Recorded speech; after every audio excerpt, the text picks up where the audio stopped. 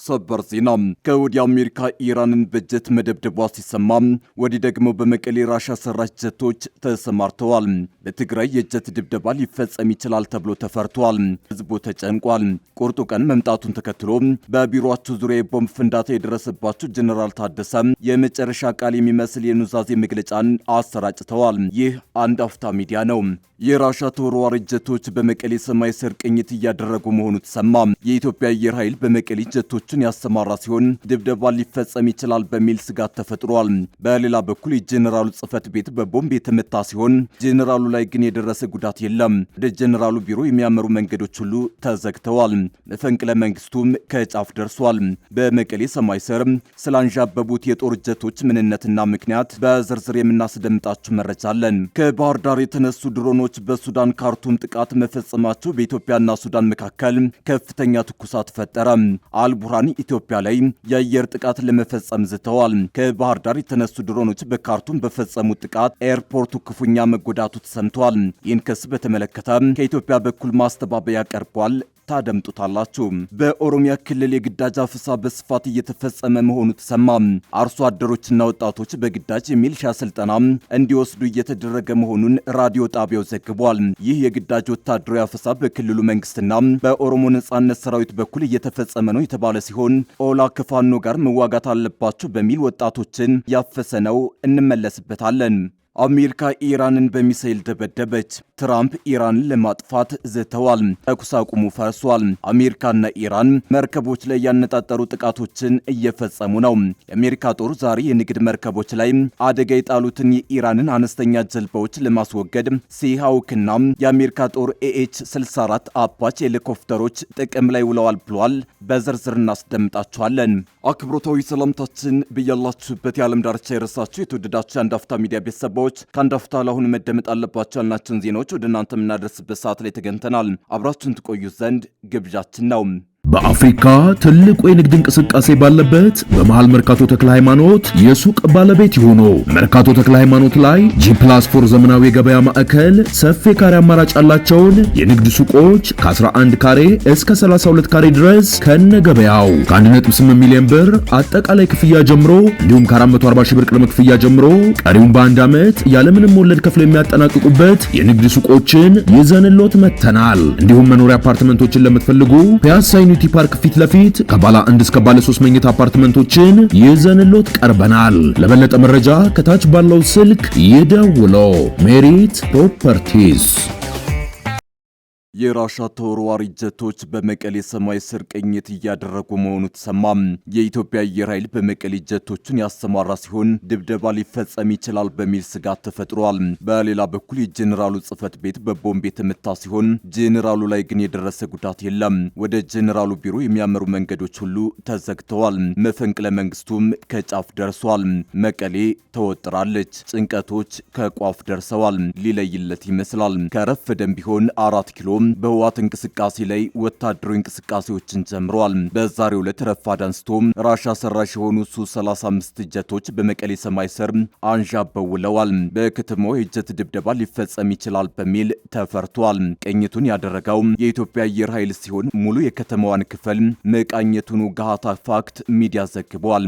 የፕሪቶሪያ ስምምነት ከተፈረመ በኋላ ለመጀመሪያ ጊዜ በከተማዋ የታየው ይህ የጦር ጀት እንቅስቃሴ በህዝቡ መሃል ፍርሃትን ፈጥሯል። ይህ የጦር ጀት ቅኝት የተደረገው ትናንት ምሽት በከተማው የቦምብ ፍንዳታ ጥቃት ከተፈጸመ በኋላ ነው። ፍንዳታው የደረሰው በትግራይ ክልል ምክር ቤትና በክልሉ ጊዜያዊ አስተዳደር ፕሬዝዳንት ጽህፈት ቤት መካከል ባለ ቦታ ላይ እንደሆነ የከተማይቱ ፖሊስ አስታውቋል።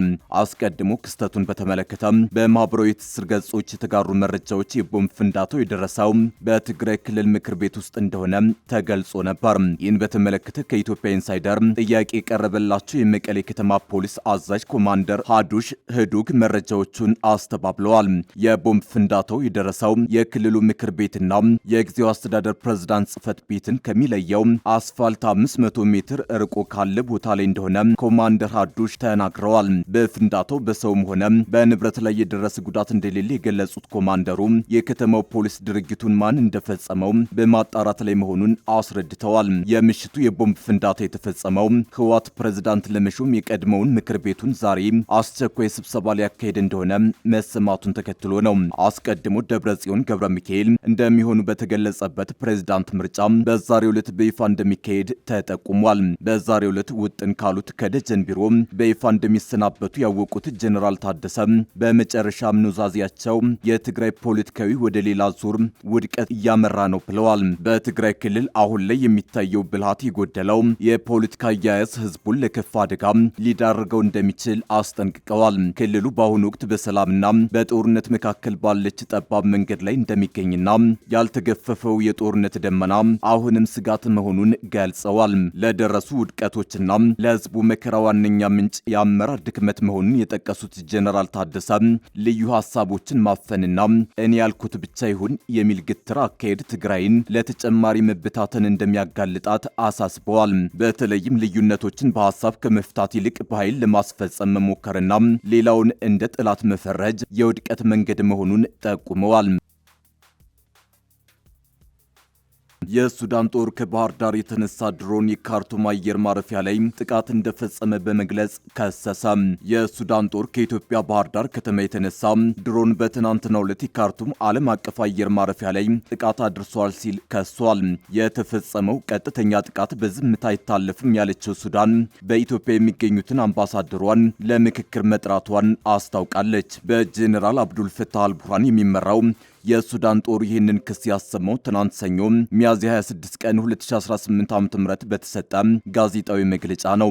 መግለጫውን የሰጡት የጦር ቃል አቀባይ ብርጋዴር ጄኔራል አሲም አዋድ አብዱል ወሃብ እና የውጭ ጉዳይና ዓለም አቀፍ ትብብር ሚኒስትሩ አምባሳደር ሙሂ ኤልዲን ሳሌም የተባበሩት አረብ ኤሚሬቶችና ኢትዮጵያ ከጦሩ ጋር ለሚዋጋው የሱዳን ፈጥኖ ድራሽ ኃይል ድጋፍ እያደረጉ ነው የሚል ክስ አሰምተዋል።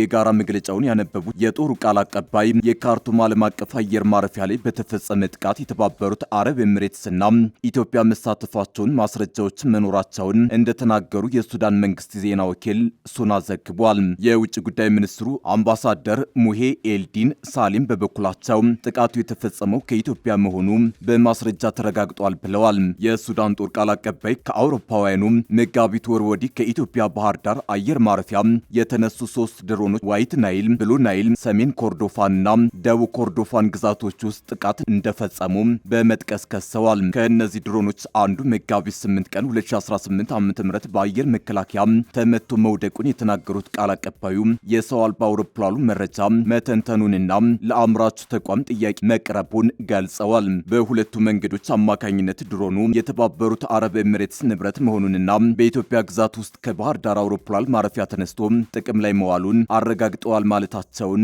የሱና ዘገባ ያመላክታል። የውጭ ጉዳይ ሚኒስትሩ በበኩላቸው በካርቱም አየር ማረፊያ ላይ የደረሰው ጥቃት የተባበሩት አረብ ኤሚሬቶችና ኢትዮጵያ የተሳሳተ መንገድ መምረጣቸውን ያሳያል ብለዋል። ሱዳን አዲሱን ማስረጃና ማረጋገጫዎች በተባበሩት መንግስታት የጸጥታው ምክር ቤት የተባበሩት አረብ ኤሚሬቶች ላይ ባቀረበችው አቤቱታ ላይ እንደምታካትት አስረድተዋል።